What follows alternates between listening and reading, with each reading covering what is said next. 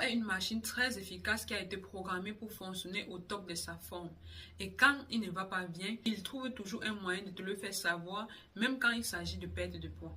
Mais malheureusement, beaucoup de femmes ignorent de ces signaux qui sont en réalité des appels à l'aide.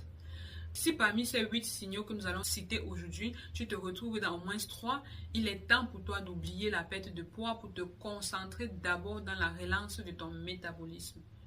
Le tout premier signe que ton métabolisme a un problème est que tu te réveilles fatigué tous les jours, même après 8 heures de sommeil.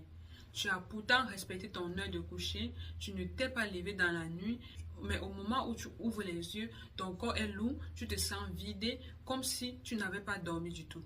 Et ça, ce n'est pas normal. Ce que ça révèle, c'est que ton corps ne recharge plus bien ses batteries pendant la nuit.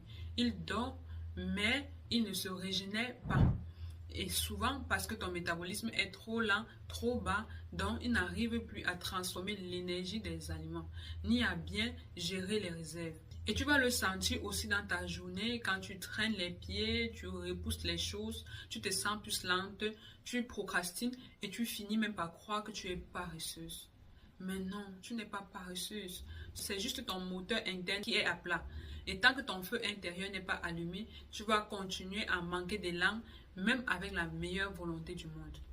Le deuxième signal que ton métabolisme est lent, c'est la digestion difficile.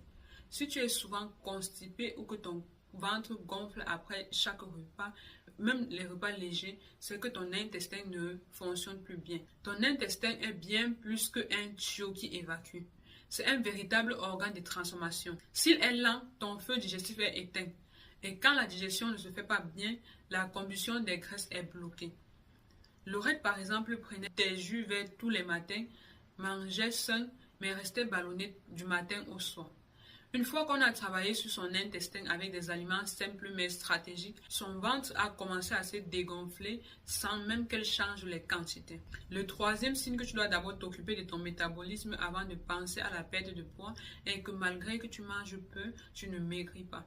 Tu fais attention, tu es à moins de 1400 calories par jour, tu ne bois pas de soda, pas d'alcool, pas de boissons gazeuses et tu ne consommes ni les biscuits ni les produits ultra transformés. Et tu cuisines fait de maison et pourtant la balance reste figée ou alors elle descend de 200 grammes en 3 semaines. Et le pire, c'est que ton ventre reste gonflé. Ça, c'est typique d'un corps qui s'est adapté à la famine. Il se dit, on m'a trop affamé, je garde tout. Et là, faire un déficit calorique supplémentaire serait une erreur. C'est comme affamer encore une personne déjà dénutrie. Ton métabolisme va